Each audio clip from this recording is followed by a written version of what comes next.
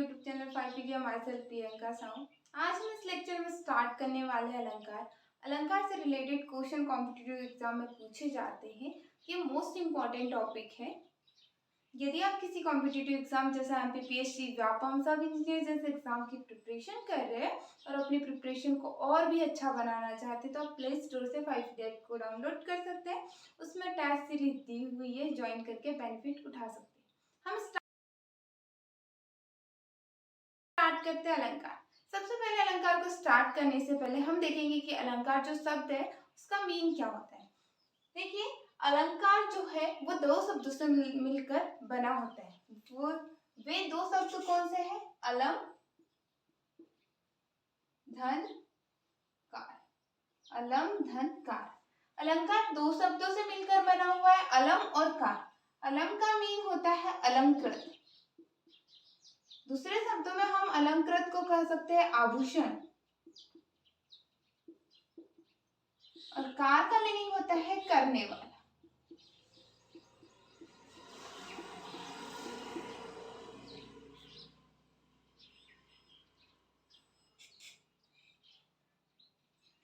अलंकार की डेफिनेशन क्या होगी?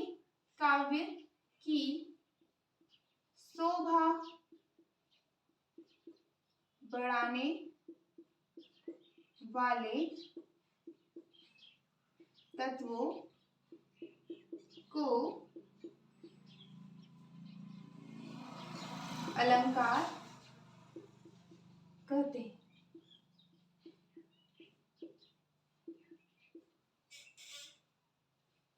जिस तरह स्त्री की सुंदरता उसके आभूषण बढ़ाते हैं, उसी तरह काव्य की सुंदरता बढ़ाने वाले तत्व अलंकार कहलाते हैं। अलंकार के वैसे 2 टाइप्स होते हैं, शब्द अलंकार और अर्थ अलंकार। थर्ड एक जोड़ा गया उसमें उपजा अलंकार।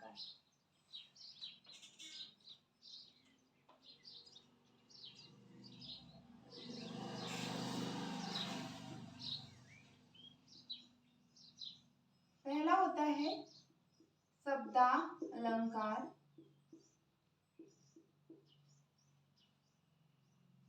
दूसरा होता है अर्थालंकार,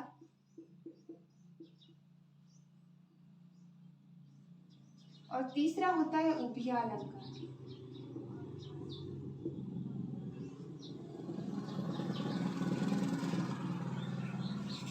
अलंकार के 3 टाइप होते हैं, शब्द अलंकार, अर्थ अलंकार और उपजा अलंकार।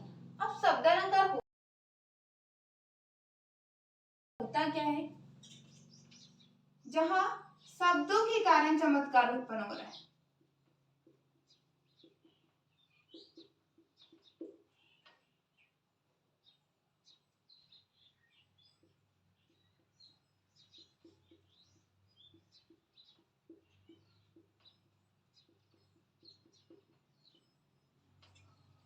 अर्थ अलंकार का है जहां अर्थ के कारण चमत्कार उत्पन्न होता है। उपजा अलंकार जहां शब्द और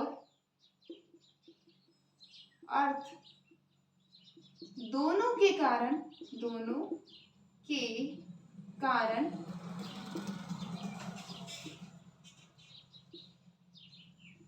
चमत्कार उत्पन्न होता है।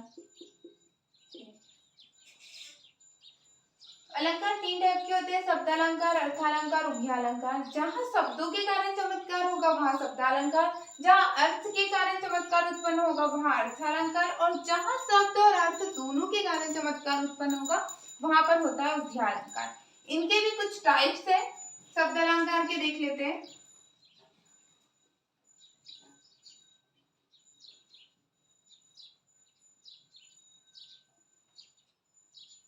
शब्द अलंकार के अनुप्रास अलंकार,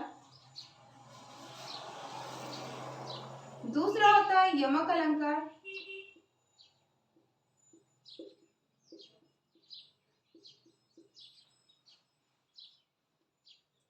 होता है श्लेष अलंकार,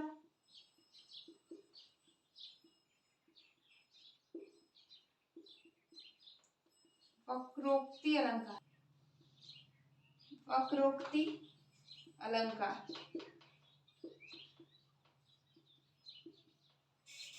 शब्दालंकार की 4 भेद है, वैसे तो 5 होते हैं। अनुप्रास अलंकार, यमक अलंकार, श्लेष अलंकार, वक्रोक्ति अलंकार। अर्थालंकार जहां पर अर्थ के कारण चमत्कार उत्पन्न हो रहा है वहां होता है अर्थालंकार।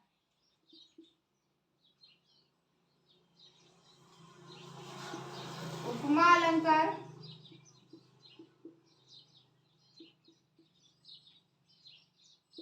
उसके बाद आता है रूपक अलंकार,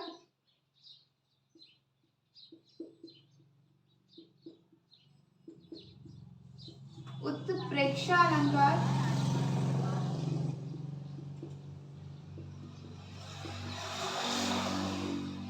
चौथा है अतिशयोक्ति अलंकार, और एक है इसका, वो है मानवीकरण अलंकार।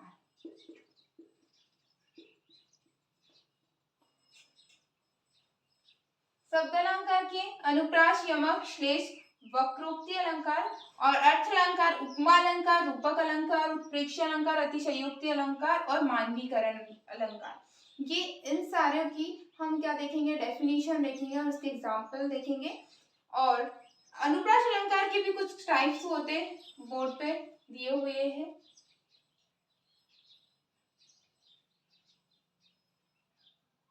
अब हम स्टार्ट करेंगे अनुप्रास अलंकार, उसकी डेफिनेशन देखते हैं और उसके बाद हम देखते हैं उसके एग्जाम्पल। शब्दालंकार,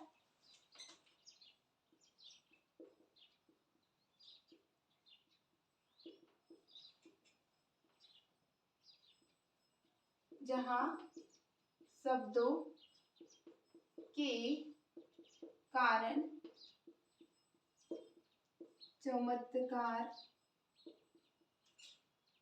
चमत्कार उत्पन्न होता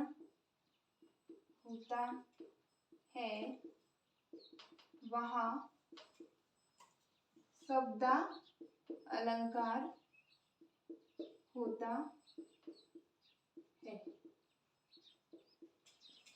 जहां शब्दों के कारण चमत्कार उत्पन्न होता है वहां शब्दालंकार होता है। करेंगे शब्दालंकार के भेद।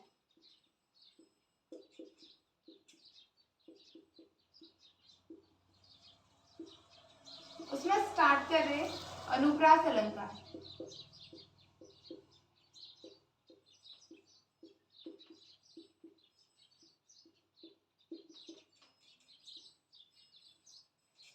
अनुप्रास अलंकार होता क्या है, जहां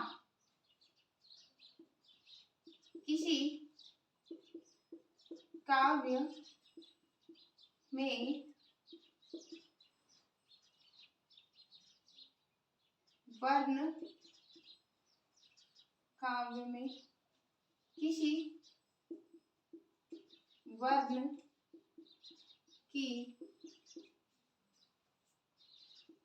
आवृत्ति, जहां किसी काव्य में किसी वर्ण की आवृत्ति बार बार हो वहां अनुप्रास अलंकार होता। अनुप्रास अलंकार होता है।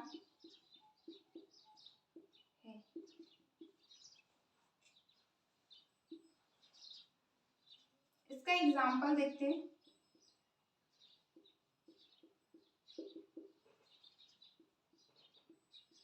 चारु चंद्र की चंचल किरणें खेल रही है जल थल में। जहाँ किसी काव्य में किसी वर्ण की आवृत्ति बार बार हो वहां अनुप्रास अलंकार होता है। एग्जाम्पल दिया हुआ है, चारू चंद्र की चंचल किरणें खेल रही है जल थल में। यहाँ पर च वर्ण की आवृत्ति बार बार हुई, यहाँ पर च, दो, तीन, चार। च वर्ण जो है हमारा वो बार बार आया है, च वर्ण की आवृत्ति हो रही है। और जहां पर किसी वर्ण की आवृत्ति बार बार होती है वहां पर कौन सा अलंकार होता है? अनुप्रास अलंकार। इसका और एक एग्जाम्पल है, चंदू के चाचा ने चंदू की चाच को चांदनी चौक पे चांदनी रात में चांदी के चम्मच से चटनी चटाई। इसमें भी च वर्ण की आवृत्ति क्या हो रही है?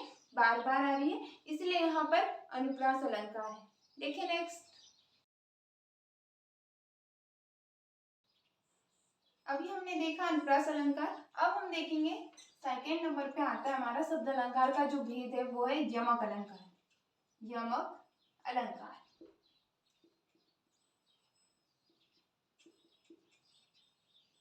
यमक अलंकार। अब यमक अलंकार की डेफिनेशन क्या है? जहां किसी शब्द की आवृत्ति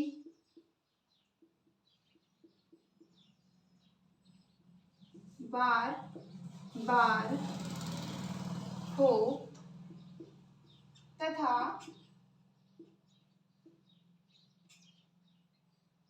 उनके अर्थ भिन्न भिन्न हो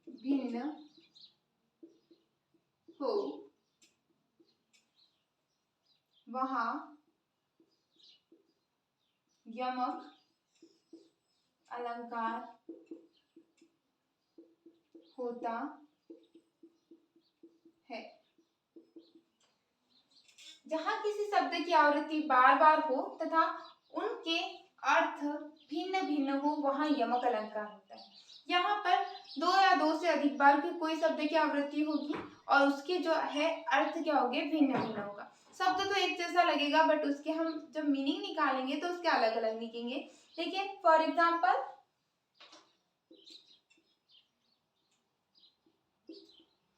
एक एग्जाम्पल है, कनक कनक कनक कनक ते सोगुनी, कनक कनक ते सोगुनी मादकता ते अधिकार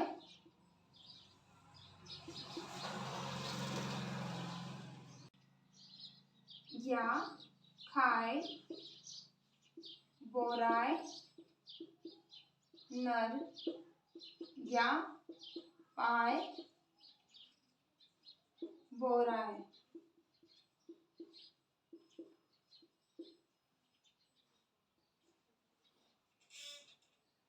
एक एग्जाम्पल दिया हुआ है, कनक कनक ते सौगुनी मादकता ते अधिकार या खाए बोराय नर या पाए बोराय। यहाँ पर देखिए कनक जो शब्द दिया उसकी आवृत्ति दो बार हुई है, दो या दो से अधिक बार किसी शब्द की आवृत्ति होगी तो वहां पर होगा यमक अलंकार। पर उसके लिए एक कंडीशन है कि दोनों के जो है मीन वो भिन्न भिन्न निकालना चाहिए, अर्थ अलग अलग निकलना चाहिए। तो यहाँ पर जो फर्स्ट नंबर पे जो कनक है उसका अर्थ है सोना और एक कनक का अर्थ है सोना और एक कनक का अर्थ है धतूरा, धतूरा। कनक कनक ते सौगुनी मादकता ते अधिकार या खाए बोराय नर या पाए बोराय। जब एक कनक का अर्थ है सोना और एक कनक का अर्थ है धतूरा, यदि मनुष्य को सोना मिल जाता है तो भी वो बोरा जाता है और यदि वह कोई व्यक्ति धतूरा खा ले तो वो भी बोरा जाता है। तो यहाँ पर लिखा हुआ है या खाए बोराय, यदि कोई मनुष्य धतूरे को खा ले तो वो बोरा जाएगा और यदि उसको बहुत ज्यादा सोना मिल जाए एकदम से तो भी वो बोरा जाएगा।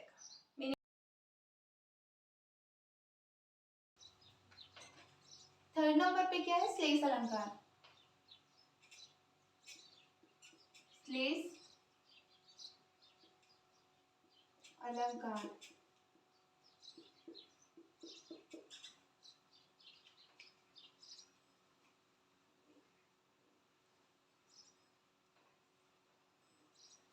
इसकी डेफिनेशन क्या है?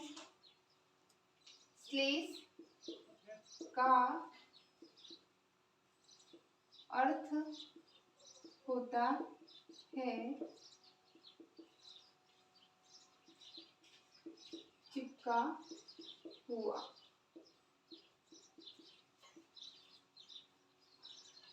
जहां पर किसी शब्द की एक से अधिक अर्थ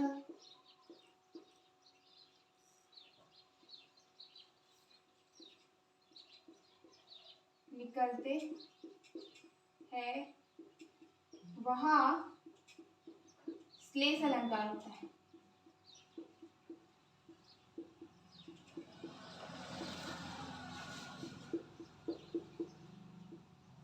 एक ही शब्द के एक से अधिक अर्थ निकलते हैं वहां पर श्लेष अलंकार होता है। श्लेष का अर्थ होता है चिपका हुआ। एग्जाम्पल देखिए, एग्जाम्पल के थ्रू समझते हैं। रहीमन पानी राखिए, बिन पानी सब, बिन पानी सब सून,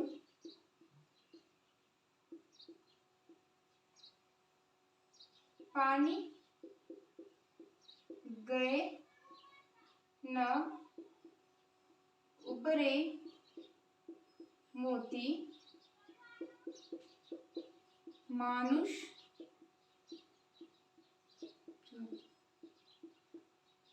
रहीमन पानी राखिए, बिन पानी सब सून, पानी गए न उबरे मोती, मानुष। यहाँ पर पानी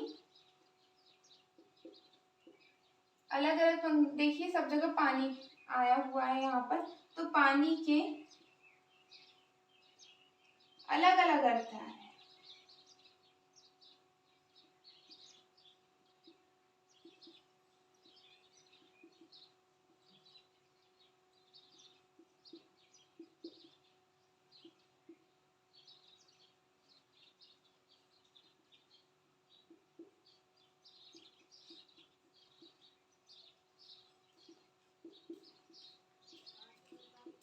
अलग अलग पंक्ति में अलग अलग अर्थ प्रकट हो रहे हैं पानी के। पानी के तीन अर्थ हैं।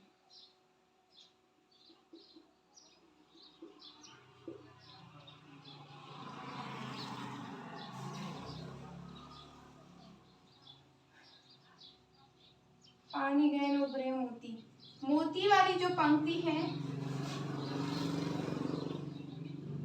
मोती, वहां पर चमक से, जो मोती वाली पंक्ति है उसमें उसका अर्थ है चमक से है। और चून वाली जो पंक्ति है, ये मानुष चून, वहां पर मनुष्य से है। और जहां पर बिन पानी लिखा है, बिन, वहां पर उसका अर्थ है बिना पानी, वहां पर जल। पानी के तीन अलग अलग पंक्तियों में अलग अलग अर्थ आ रहे हैं, मोती, चमक, चून, मनुष्य और बिन का जल। देखिए नेक्स्ट, शब्द अलंकार का 4th नंबर का जो टाइप है वो है वक्रोक्ति अलंकार। इसकी क्या डेफिनेशन है? वहां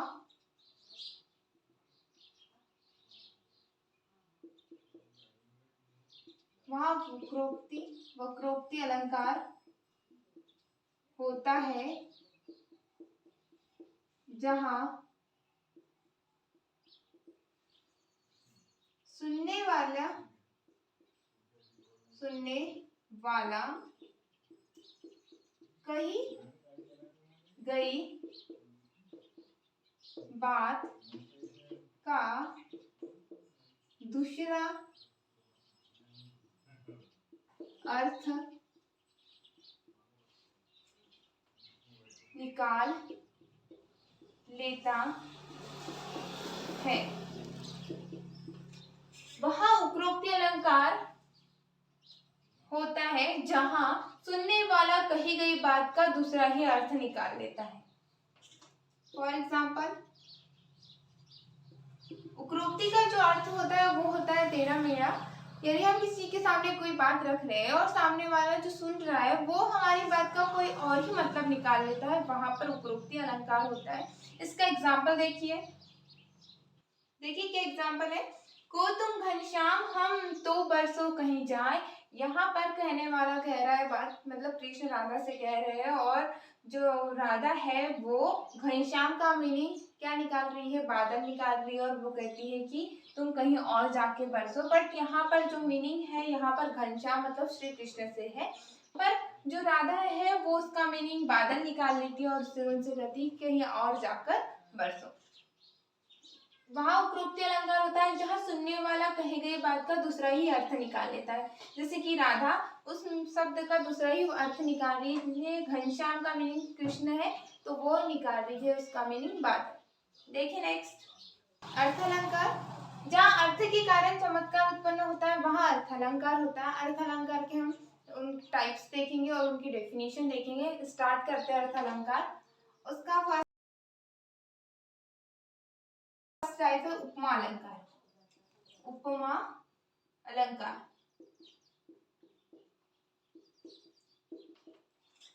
जो उपमा शब्द दिया हुआ है उपमा अलंकार में, उसी से तात्पर्य है, उपमा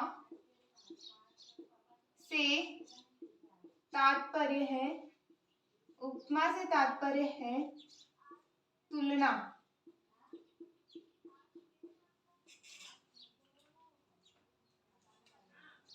किसी वस्तु, व्यक्ति, किसी वस्तु या व्यक्ति की समानता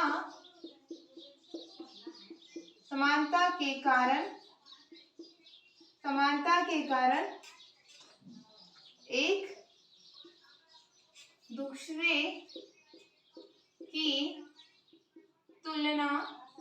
एक दूसरे की तुलना करना उपमा अलंकार कहलाता है। उपमा अलंकार कहलाता है। उपमा से तात्पर्य है तुलना। किसी वस्तु या व्यक्ति की समानता के कारण एक दूसरे की तुलना करना क्या कहलाता है, उपमा अलंकार कहलाता है। कंपैरिजन जहाँ पर भी होगा वहां पर उपमा अलंकार होगा। उपमा अलंकार के 4 भेद होते हैं। पहला एक एग्जाम्पल देख लेते हैं उपमा अलंकार का।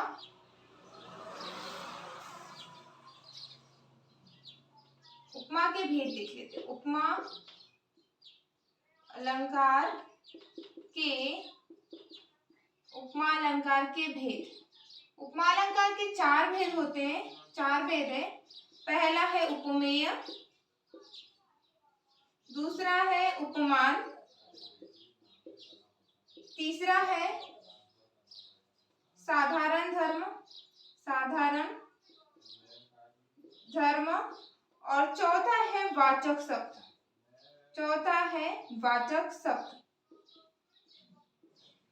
उपमा अलंकार के 4 भेद होते हैं, उपमेय, उपमान, साधारण धर्म और वाचक शब्द। ये क्या होता है, उपमेय क्या होता है, उपमान क्या होता है, साधारण धर्म क्या होता है, वाचक शब्द क्या होता है। उपमेय जिसकी तुलना की जा रही हो, जिसकी तुलना की जा रही हो। उपमान का मतलब होता है जिससे तुलना की जा रही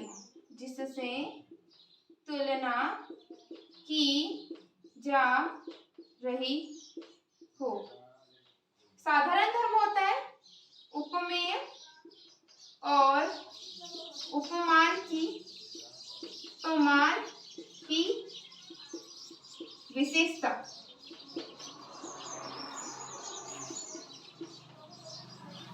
उपमेय उपमान की विशेषता, और यहाँ आती है उपमेय और उपमान की तुलना। उपमा अलंकार के 4 भेद होते हैं, उपमेय, उपमान, साधारण धर्म और वाचक शब्द। जिस उपमेय क्या होता है, जिसकी तुलना की जा रही हो वो होगा उपमेय। उपमान होता है जिससे तुलना की जा रही हो वो होगा उपमान। साधारण धर्म उपमेय और उपमान की विशेषता बताने वाले शब्द, विशेषता बताने वाले शब्द। उपमेय और उपमान की तुलना या फिर उपमान के बीच संबंध बताने वाले शब्द कहलाते हैं वाचक शब्द। देखिए इसके एग्जाम्पल, देखिए जो एग्जाम्पल दिया हुआ है इसमें हम देखते हैं कि उपमेय क्या है, उपमान क्या है, साधारण धर्म क्या है और वाचक शब्द क्या है। तो यहाँ पर क्या लिखा है, हरिपद कोमल कमल। यहाँ पर श्री कृष्ण भगवान के चरणों की तुलना कमल की पंखुड़ियों से की जा रही है। तो देखिए उपमेय क्या होता है, जिसकी तुलना की जा रही है। तो यहाँ पर किसकी तुलना की जा रही है, तो उपमेय यहाँ पर है श्री कृष्ण। कौन है, श्री कृष्ण, श्री कृष्ण। उपमान होता है जिससे तुलना की जा रही हो। तो यहाँ पर तुलना किससे की जा रही है, तो यहाँ पर की जा रही है कमल, कमल से की जा रही है। साधारण धर्म होता है उपमेय और उपमान की विशेषता बताने वाले शब्द। उपमेय और उपमान की जो विशेषता बता रहे, श्री कृष्ण और कमल की क्या विशेषता है कि वो कोमल है, कोमल, उनके जैसे कमल की पंखुड़ियां कोमल है, सेम वैसे ही श्री कृष्ण भगवान के चरण भी कोमल है। वाचक शब्द, उपमेय और उपमान के बीच में संबंध बताने, इनके बीच में जो संबंध बता रहा है तो वो है संबंध बताने वाले शब्द कहलाते हैं वाचक शब्द।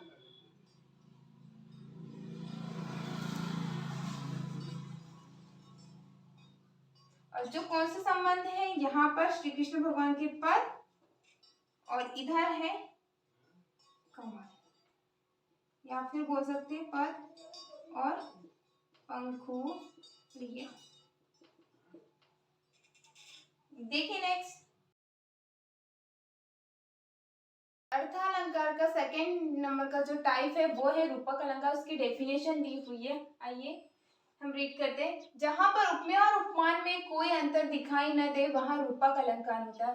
उपमेय कौन सा है, उपमान कौन सा है, ये हमें पता नहीं चले, वहां पर रूपक अलंकार होता है। उपमेय वो होता है जिसकी तुलना की जा रही हो और उपमान वो होता है जिससे तुलना की जा रही हो।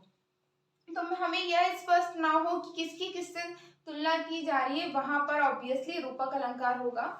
तो एग्जाम्पल देख लेते हैं। एग्जाम्पल क्या है, चरण कमल बंदो हरि राई। यहाँ पर चरण कमल बंदो हरि राई में चरण को कमल, यहाँ चरण को कमल बोल दिया गया है। राम रतन धन पाए, राम रतन रूपी धन,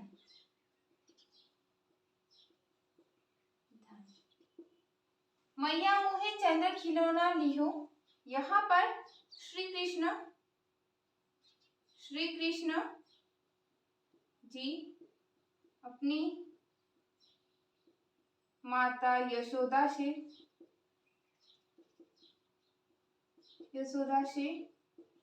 चंद्र खिलौना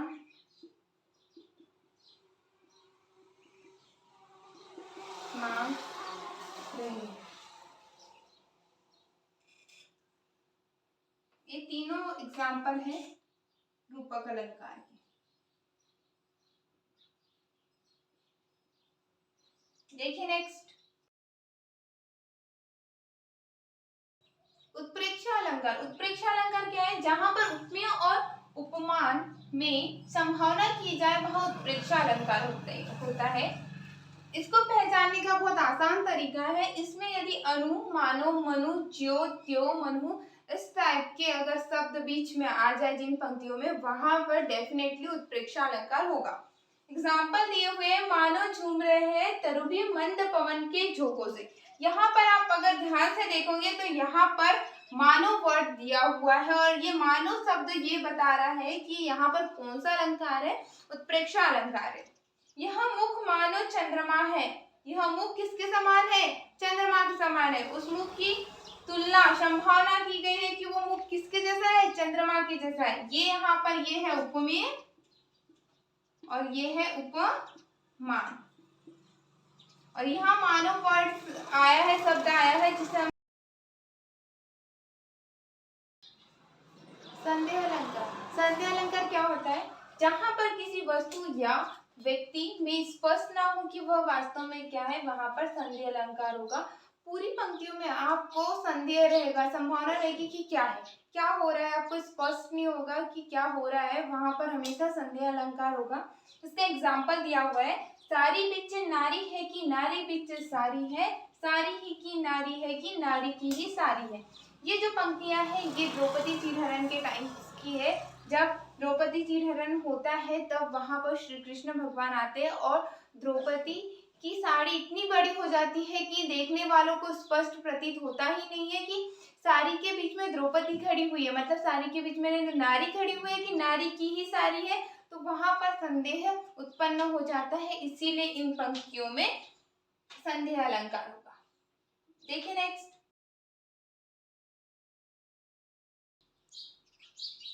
भ्रांतिमान अलंकार। इस शब्द से ही पता चल रहा है कि यहाँ पर भ्रम हो रहा है।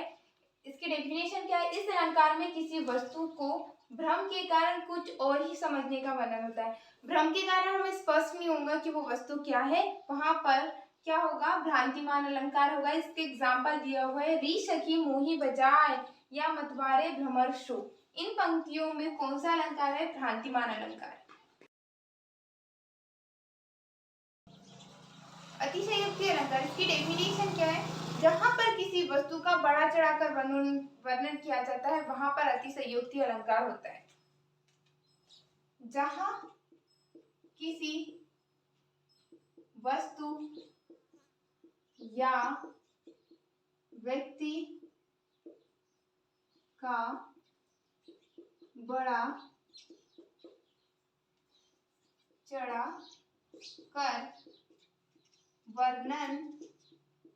किया जाता है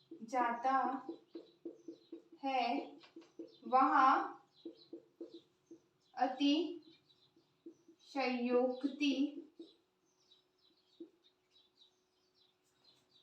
अलंकार होता है। जहाँ किसी वस्तु या व्यक्ति का बड़ा चढ़ाकर वर्णन होता है वहां अतिशयोक्ति अलंकार होता है। इसका एग्जाम्पल देखिए,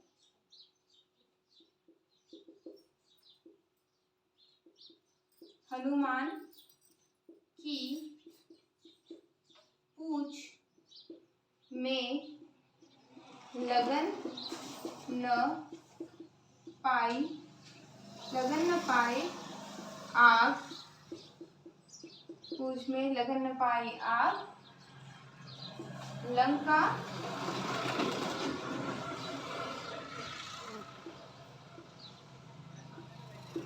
जल गई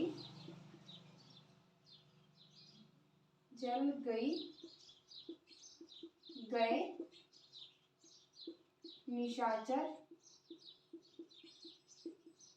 भाग। हनुमान की पूंछ में लगन न पाई आग, लंका सारी जल गए निशाचर भाग।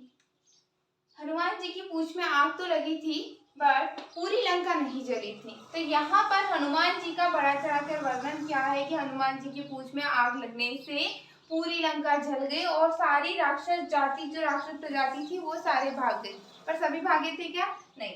तो यहाँ पर हनुमान जी का बढ़ा चढ़ा के वर्णन किया जा रहा है, इसीलिए इन पंक्तियों में अतिशयोक्ति अलंकार है। एक और एग्जाम्पल है, पड़ी अचानक नदी पार, घोड़ा कैसे उतरे पार, राणा ने सोचा इस पार, तब तक चेतक था उस पार। महाराणा प्रताप के घोड़े का नाम था चेतक। तो एक अचानक सडनली नदी पड़ जाती है, तो वो नदी का जो पार्ट है वो काफी चौड़ा रहता है। तो उस पर ये पंक्ति बनी है कि राणा सोच ही रहे हैं कि उस नदी को पार कैसे करे, तब तक चेतक उसके पार चला गया, जो कि पॉसिबल नहीं है इतनी चौड़ी नदी को इतने पलक झपकते हुए पार करना। तो वहां पर भी महाराणा प्रताप के जो घोड़े हैं चेतक, उसका बड़ा चढ़ाकर वर्णन किया है। तो ऐसी पंक्तियों में जहां पर भी बड़ा चढ़ाकर किसी व्यक्ति या वस्तु किसी का भी वर्णन किया जाए वहां पर अतिशयोक्ति अलंकार होता है। देखिए नेक्स्ट, लेक्चर में अलंकार देखा, अलंकार के टाइप्स देखे, उनकी डेफिनेशन देखी। कोई भी कॉम्पिटिटिव एग्जाम में अगर अलंकार से रिलेटेड क्वेश्चन पूछे जाते हैं तो उनकी पंक्तियाँ दी जाती है और उन पंक्तियों में पूछा जाता है कि ये पंक्तियाँ किस अलंकार की है, या तो उनकी डेफिनेशन पूछ लेंगे। तो हमें पंक्तियों से एक अलंकार की पहचान करना आना चाहिए। तो आज हमने इसमें सारे अलंकार की डेफिनेशन बताई है। डेफिनेशन यदि आपको याद हो तो आप आसानी से पहचान सकते हैं कि इन पंक्तियों में कौन सा अलंकार है। यदि आपको वीडियो अच्छा लगा तो वीडियो को लाइक करना ना भूलिए, कमेंट करना ना भूलिए। और आप किसी कॉम्पिटिटिव एग्जाम जैसा एमपीपीएससी, व्यापम, सब इंजीनियर जैसे एग्जाम की प्रिपरेशन कर रहे हैं और अभी तक आपने फाइव पीडीएफ को डाउनलोड नहीं किया, तो आप अपनी प्रिपरेशन को और भी अच्छा बनाने के लिए प्ले स्टोर से फाइव पीडीएफ को डाउनलोड कर सकते हैं।